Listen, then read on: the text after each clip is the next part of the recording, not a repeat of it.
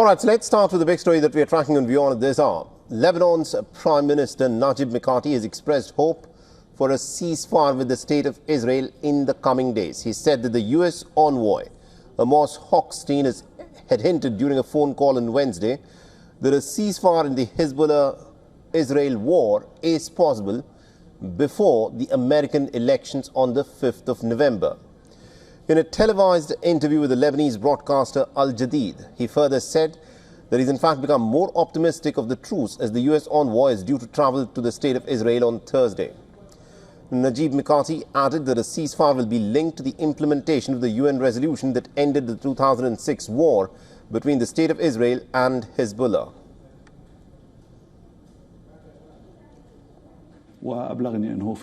Honestly, I don't know what to believe anymore. But we are doing everything we can, and we must always keep trying and remain optimistic. Hopefully, in the coming hours or days, we'll see a ceasefire. I should mention that in my conversation with him, he was very hopeful, even though there were reports in the media suggesting otherwise. The U.S. State Department has also confirmed that two White House officials, Brett McGurk and Amos Hochstein, are traveling to the State of Israel to engage on issues including a diplomatic resolution in Lebanon and also for an end to the conflict in the Gaza Strip. And one of the things that they are going to discuss is how we can find a diplomatic resolution that fully implements a UN Security Council Resolution 1701, something that we have not seen over the past few years.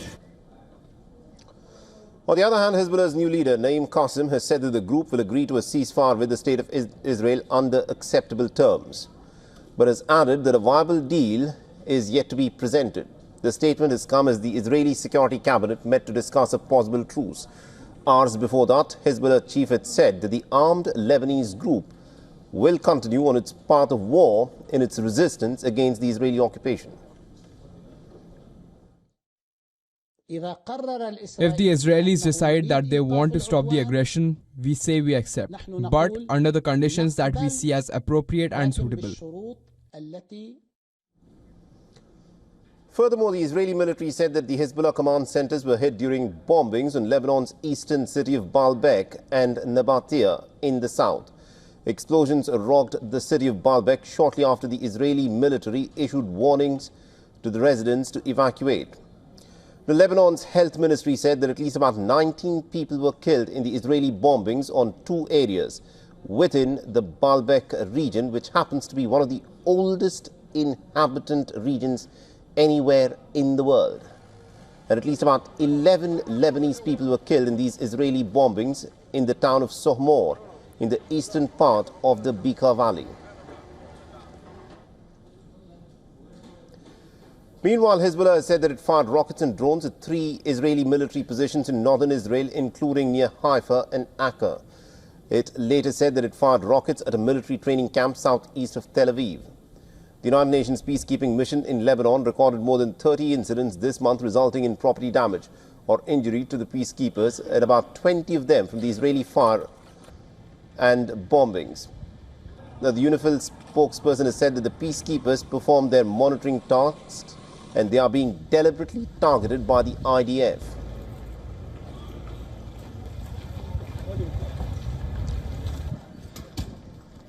All right, now to give us more perspective in terms of what is happening at this moment of this conflict, we're being joined by Mr. Scott Lucas, who's a professor of international politics at the Clinton Institute University College in Dublin. He's joining us live from Birmingham. Mr. Lucas, this is an interesting and an important moment in this war. The Lebanese Prime Minister Najib Mikati has said that according to the American ambassador there, he believes that there could be a ceasefire before the 5th of November elections in the United States. What's your reading on this? My reading is that someone needs to speak with the Israeli Prime Minister Benjamin Netanyahu. We do know from Israeli media that there is a proposal which is being put around for a 60-day ceasefire. So you get a break in the Israeli military operations in Lebanon, and you attempt then to build up some type of negotiation, brokered negotiation between the Israeli government and Hezbollah. But we have had talk of a ceasefire, of course, time and time again with Israel's open-ended war on Gaza over the past 13 months. And every time we've had talk of having a ceasefire, it has tended to stop with Netanyahu. And the reason why you have to watch his position right now here is that if Netanyahu agrees to a ceasefire in Lebanon with Hezbollah, attention will return back to Gaza. And in recent days, the Israeli military and the defense minister behind the scenes are again criticizing Netanyahu for not putting a priority on getting the hostages back and for not accepting that it is impossible to destroy Hamas. That, in other words, returns us back into the position in September when Netanyahu was facing protests by hundreds of thousands of people over this inconclusive war in Gaza. If he stops fighting in Lebanon, he is back in that position again. Does he really want to go there? You know, it's interesting as to how the Americans are looking at it, because on the one hand, they've been talking about a ceasefire and how they're trying to do everything possible, working day and night to bring about a ceasefire. But on the other hand, they have been sending weapons to the state of Israel to carry on with the war. Can there be a ceasefire so long as the United States of America continues sending weapons to the state of Israel? Not unless Benjamin Netanyahu wants a ceasefire.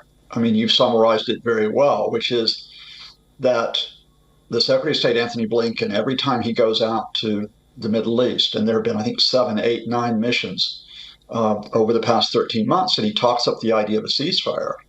But the U.S. does not exercise its leverage against the Israelis, especially Netanyahu. And that is that you have to do two things, really. You have to come out for an unconditional ceasefire, and or you have to limit the military assistance. And what the U.S. has done is effectively given Netanyahu breathing space. And indeed, recall, they've done that just in the past week, because when the Israelis were blocking aid to northern Gaza, the U.S. said, oh, okay, you have 30 days to start resuming aid to Gaza. But of course, 30 days gives Netanyahu breathing space all the way up until the end of November. Absolutely. And also looking at how the Americans have so far behaved in these negotiations, do you think the Americans are sincere when they say that they are working tirelessly for a ceasefire? And do you think that anything could change in Washington post the 5th of November if there's a change of guard at the White House? Do you think the American position on this war could change? Let's take that in two stages. First, yeah, I do think that, you know, the U.S. government wants there to be a ceasefire. I don't think they want the open-ended killing of civilians. I don't think they want the instability across the Middle East. But the question here is how much do you want the ceasefire? You know, are you willing to draw that sharp distinction with Israel by cutting military arms, which not only, of course, forces a showdown with Netanyahu, it would have implications back home. And that brings me to the second part of the equation. If Kamala Harris wins the election next week, and of course this is a toss-up election, she has distanced herself from Joe Biden, at least in terms of her rhetoric. She has emphasized the need to get a settlement for Gaza civilians. Will she put her money or will she put her military aid where her mouth is and be tougher with the Israelis? That we don't know. What we do know is that if Donald Trump gets elected, he will go all out in support of Netanyahu, because he said that only a few days ago, and there will be absolutely no hope of U.S. pressure to try to get Israel to stop the military operations. All right, we'll have to leave it there. Thank you very much indeed, Ms. Lucas, for joining us and getting us that perspective there.